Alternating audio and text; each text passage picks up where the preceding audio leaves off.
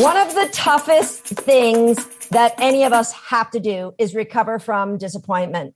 And a lot of times that disappointment, it's a ratio on what our expectations are of a situation and the outcomes that we get. So if our expectations are low and the outcomes are amazing, well, we're happy. But if our expectations are high and the outcomes are not as good, well, then disappointment can lead to depression, and it actually can affect our enjoyment of what we're doing. A lot of people quit activities because of their disappointment in themselves or that they're disappointing others.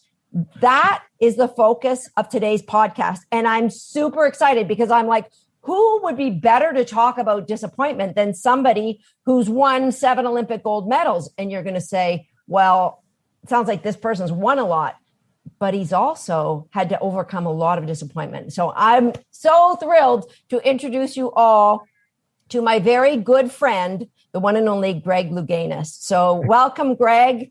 And thank you. And you gave me a few more Olympic. I always give you 2 extra. I always give you 2 extra. I don't know where, but you know what? Those were the boycotted ones. Right. I know you're going to get double gold there. So whenever I'm talking about you, I always say 7, and people look you up on Wikipedia. I think this dude's only got 5. No, there was the boycotted Russian ones, and I know he was in his prime. He would have got those as well. Yeah. So I am actually giving. So I want to share how we came about. I got to bring Greg in on this conversation. So we got an email into our customer happiness. It was a private email sent by one of the members of our membership, Agility Nation. So it's for dog agility. So let's first, Greg, talk about, I'm sure that you have these were the most disappointing or devastating moments for you. But I want to share 2 that I can think of that may have been, and maybe you don't want to talk about them and I might be putting you on the spot, but the most obvious was when you're at the Olympics, I think it was 88, and you were supposed to, be a shoo-in, but you had, was it the Chinese diver that was supposed to be like, he was like neck and neck with you? Yeah. And then you hit your head. Okay. Yeah. Susan, those were 2 separate events. Okay. So go ahead, fill me in. Okay. So in the men's 3-meter springboard preliminaries, I did my reverse 2.5, hit my head on the board. And then, when you do something like that, I'm supposed to be a pretty good diver, and pretty good divers don't do stuff like that, So my first sense was, I came off the board. I knew I was going to be close. So I was afraid of hitting my hands. And then I thought I was past the board, and I heard this big hollow thud, and I go crashing in the water, and I'm like going, what was that? And then I realized, oh my God, that was my head. Oh. And I go crashing in the water. And the first feeling I felt was embarrassment because I'm supposed to be a pretty good diver, and pretty good divers don't do that kind of thing. And then I got angry with myself. And I think that it was the anger that really pushed me through. Okay. So it was, I had my head sewn up, and then my coach came to me, Ron O'Brien. He said, look, you can walk away. You don't have to get back up on the board. I'll support you, 100%. And I turned to him and I said, we've worked too long and hard to get here, and I don't want to give up without a fight. So then I said, okay, let's. And where did that put you? That like zeros, right? So where did that put you? Like now you're trying to get a spot to get into the next round, correct? Right. Yeah. So I thought, because I did get some zeros, but I got some halves and ones, I did complete the dive. So I thought I was totally out of the running, and I had stacked up a big enough lead that I dropped, I just dropped. I still had 2 more dives. So I had to do those dives, complete those dives to stay in that top to make the finals. But I had to do those dives. And so what are you feeling? Like, you have to do the dives. You're angry at yourself. And so how do you recover from that, Greg, and get back up on for your next dive? Well, that's the thing, because I've been doing all this work, right brain, left brain, and performance lives in the right brain. Okay. It's very, creative, color, music, all of that lives in the right brain. Your physical ability, your, performance, just right there. And so my coach, he started, joking with me and saying, "Oh, hockey players, they get 30 stitches and get back on the ice. You got 5 stitches in your head. That's nothing." And we were just laughing. And because when you do something like that, it just totally destroys your confidence. I mean, I had absolutely no confidence. And that was one of the things that that my coach, Ron O'Brien, told me. He said, look, I know you don't have any confidence in yourself, but believe in me because I believe in you. And so then I had that love and trust and faith in that love, really. Right. And so, I got up on the board and they announced my dive. I hit on a reverse 2.5 pike. I was doing a reverse 1.5 with 3.5 twists is my next dive, going in the same direction. So they announced the dive. I set the board. And you can't change that and say, I don't want to do a reverse right now. No, I can. I don't want to go in that direction. No. And so I set the board, and when they announced the dive, I could hear from the audience an audible gasp, oh my God, because and I was scared too. And I felt like my heart was beating outside my chest. So I took a deep breath and then I patted my chest.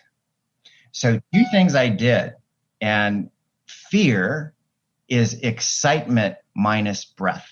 So then I added the breath. And then I patted my chest, and the people who were around me saw that and they giggled. They're like, "Oh my God, he's scared too. He's afraid." And it made me laugh because I was like, "Oh my God, these people are on my side. They want to see me succeed, and I'm scared too." And I had no idea what was going to happen because a dive takes less than 3 seconds, and you have to be on.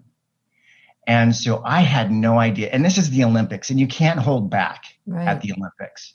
Had you ever hit your head before in any dive in practice? In a competition in Tbilisi, in Georgia, it was the Soviet Union at that time. I hit my head on the platform and I was out for 20 minutes. I had a pretty bad concussion. And the thing about that one is I don't remember it. Wow. I remember jumping up, touching my feet. I was doing a reverse dive and I saw the sun in my legs and I thought, what a beautiful day, and nothing. Wow. Nothing after that. So I don't remember hitting. I don't remember landing in the water, smacking, but, and that was easy to get over because I don't remember it. But interesting. The reverse 2.5 in 88 in Seoul, I was totally conscious. But Greg, what do you do with the humiliation and the embarrassment that you're the best diver in the world and you just poop the bed? Yeah, and it was not pretty. Well, the thing is, it was an isolated incident. And a lot of people said, how did you get over that? I didn't have time to get over that. In order to get over something, you have to process it. Right. And processing takes time. I had to do that dive in that competition. I didn't have time to get over it. So it's like I put that incident in a box and put it on the shelf. Gotcha. I'll deal with it later. It didn't happen. Okay. And did you go back to that during those same Olympics, or did you go back to that at a later point, or did you ever go back to that? At a later point. It was far after the Olympic Games. Yeah. So, so I just set that aside. And the other thing too, I was favored to win at that Olympics. There was a lot going on. I was diagnosed HIV positive 6 months before. I was on AZT, so there was those stressors. My coach, Ron O'Brien, his mother went into a coma. She died while we were at the Olympics. Really? I didn't know and so he wasn't sure if he was going to be staying with us or not. And I couldn't have gotten through that Olympics without him. Mm-hmm. And so his mindset was that his mother would have wanted him to stay, because there's nothing for him to do at home. For sure. And so, there was so much going on. And both Ron and I, before the Olympics, were quite distracted, really, with a lot of things. And so in that incident, that second that I hit my head, it shifted everything. That, nothing's guaranteed, nothing's for sure, anything can happen. And it forced us to focus on each moment. It was one dive at a time, moment by moment, getting through. And so I think that's what helped allow us, because we've been through this. And Susan, it's like what you say, we get good at what we practice, right? Mm-hmm. And so these are things that I practiced through my entire career. For sure. So when you see an Olympic performance, what people are seeing is a finished product, right, of years and hours, hundreds of thousands of hours of training. And obviously it's just an unconscious routine. Like, you can't be in that 3-second period and go, okay, remember to point your toes. Right. And because if you start thinking that way, if you start thinking left brain, analytical, it's done, because it's too late. You can't make the synapses that quickly, from your left brain to your right brain, left brain. I just want to recap the things that we talked about. So I wrote some things down. And one is at that moment when you're disappointed, when whatever happens, acknowledging what you feel and where are you feeling in your body? And then, giving it permission to be there, because we're humans and we feel and anger or disappointment. And a big one is disappointing the others, our coaches, our family, our, my spouse at home, who we've invested some of our money in me going to this event. And now look at, I've not done so well. So there's all that. So acknowledging that, and then looking at, the things that are outside of your control that you've allowed to come into effect, and what meaning that we're giving that really putting things in a lotus and sending them off. And then looking for what was the lesson in there. And it might not be obvious right away. I mean, by her writing that letter, we've had this conversation, and it's just opened up possibilities to so many more people. Think about, I want to just make sure. Yeah, I think that's it. And if there's anything you wanted to add there, Greg, on Susan, the one thing that I wanted to add is that, oftentimes, because this has been something that I've struggled with too, I'm fearful of certain emotions, anger, hate, rage. I'm fearful, so I'll squelch them down. It's okay to feel those. And also, don't be afraid to cry. Don't be afraid to cry. Don't be afraid to laugh. That it's okay, to acknowledge those feelings, those sensations, those emotions. They are what they are. Mm-hmm. And you have to feel them to get beyond them. And have, visualize somebody saying, you can quit. Yeah. You can quit. Yeah. But then where does that leave you? But you have that power. So I think a lot of times, like he's talked about, social media and people growing up in this world today, that they're afraid to put themselves out there because of the implications of them not being successful. We're all not successful a lot of the times. And and be okay with that. And because otherwise you're going to walk away from so many things that could be amazing parts of your life.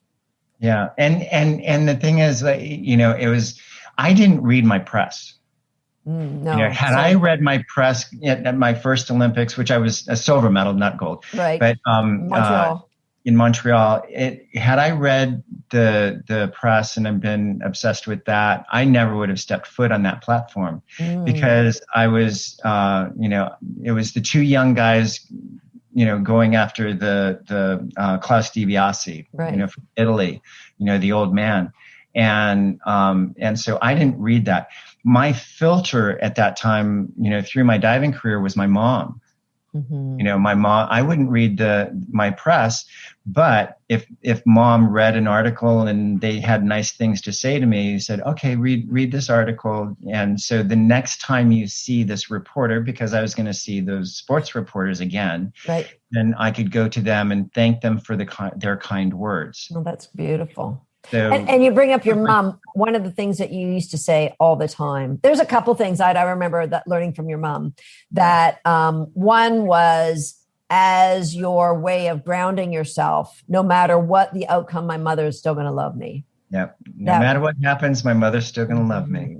And that was a way that you put yourself into your right brain so that you could perform at your best. And another thing that's completely unrelated, but I say this over and over, and I've told so many people this one that came from your mom, is try to leave a place better than when you arrived. Yeah. Yeah. That was another beautiful. Make everywhere you go better because you were there. Yeah. Whether it's picking up a piece of trash or anything. Saying a kind word. Kind words, smile, and, I can attest to that one. Somebody, I was in a really bad mindset, and I was at the market and somebody smiled, and it's like, oh my God, that just totally, no words were exchanged. She just smiled at me. It's like, oh. And so it just, you don't know how that, opens up somebody else's heart, when they need that, kind of virtual embrace, Absolutely. But, absolutely. You're always smiling with your eyes though.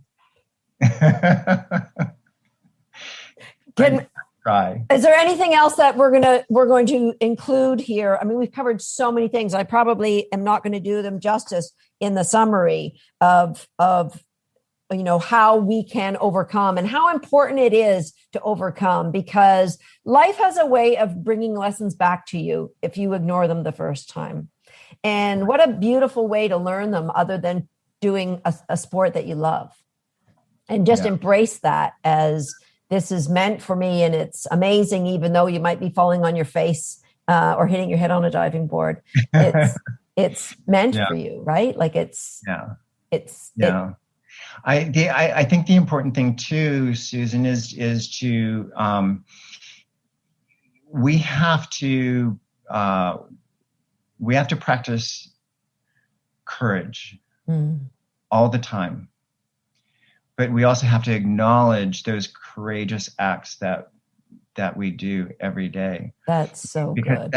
Because we're stepping through things that are uncomfortable all the time. That's a part of life.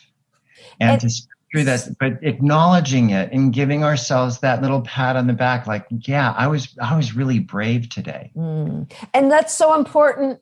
Regardless if you are competing in a sport, you're running a business, and you get like something disastrous happens, and you're near financial ruin, and that, acknowledge where you were courageous and move on. And so important if you're a parent and you have a child who's completely devastated because of an outcome in sport or at school, and that to not discount their feelings and say, let's go get an ice cream, to do what your mom did and say, let's acknowledge it. And then when there are great things that they do well, like, I think acknowledging effort is far more important than acknowledging talent or success.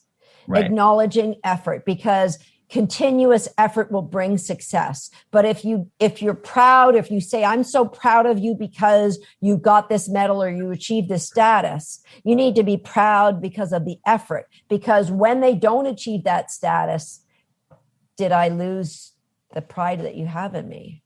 Right. Yeah. And because Carol Dweck does a wonderful job in explaining that. It's like, oh, you're brilliant. You're awesome. But to acknowledge exactly what you're saying, acknowledge the effort that it took to get there, because otherwise it becomes, that's where we're building pressure. If you're a genius, you're all of these things, then what we're doing is we're putting a limitation on potential success is. But if you're validating the effort and the courage. And the courage, you're acknowledging that that's just a place of trajectory that you can continue on, and that your limitations are limitless. Absolutely. That's just so perfect. And it just goes back to The Man in the Arena, that beautiful poem that is acknowledging that you're the one who had the courage to say, I think I'm ready. And regardless of the outcome, you had the courage to say, I think I'm ready. I'm going to put myself in this situation. And there is no failure after that. Right. You're winning a lesson, or you're winning a class, and hopefully you're still finding lessons in that win. Yeah. Yeah. Greg, this has been so awesome. Thank you for doing this so early in the morning for you out there in California. And sure. I miss you. And I miss you too. Oh my God. I know. I can't wait for this pandemic to end and we can be in person having chats. Yeah. Yeah. Me too. So thank you for doing it. And anybody who's watching this, please leave us a comment. Let me know what gold you were able to glean from this conversation between one of the greatest athletes of all times and one of the greatest people, more importantly, in such an awesome person. And leave us a comment and let us know. And then check out Greg's meditation and motion program. And because any time you get to spend with this man is time well spent. Thank you, Susan. I miss you so much. I miss you too, buddy. How special is that? Greg Louganis, one of the most amazing humans on the planet, right here on the podcast. Look at it. You don't have to be training for some elite outcome with your dog. You could be training your dog just to be an amazing member of your family. But sometimes things don't happen the way they should, and disappointment is going to happen. And that's why I felt this interview would be of great value for everybody to listen to, at least in part. Remember, celebrate courage. Look at where you stepped up today just by attempting to train your puppy or your dog. Celebrate your dog's courage today. Look for what's good. Allow yourself to feel emotions of anger or frustration or disappointment. That's the only way you're going to move on from them. For those of you watching this video who are members of Agility Nation, jump on over to Agility Nation now, because the full interview, which is well over an hour long, is there waiting for you. And there is a lot of gems to be gleaned. For those of you who are watching this and you aren't on Agility Nation and you would love to hear more of what Greg had to say, I'm going to make it very accessible to everybody. Agility Nation is a membership that has obviously a lot of information about how to train your dog in agility, but there's a lot more in that membership as well, because it's been around for 5 years. So when you join, you don't just get access to this month's information.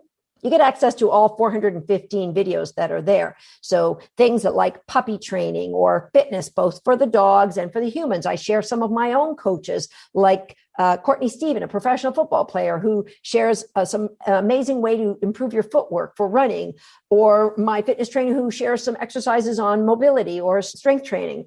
So much in there. Obviously, there's a lot of dog training, and yes, there's a lot of agility. You can join for a month, or you could stay on for as long as you like. Agility Nation is $79 a month. But when you go to register, put in the discount code of Greg20. Yeah, he should have won 20 Olympic medals, right? I'm giving him a couple extra now. Greg20 to receive a discount so that you can watch this video in its entirety. As I mentioned before, please leave me a comment. Let me know if this was of value and if you would like me to interview somebody in the future. See you next time on Shaped by Dog.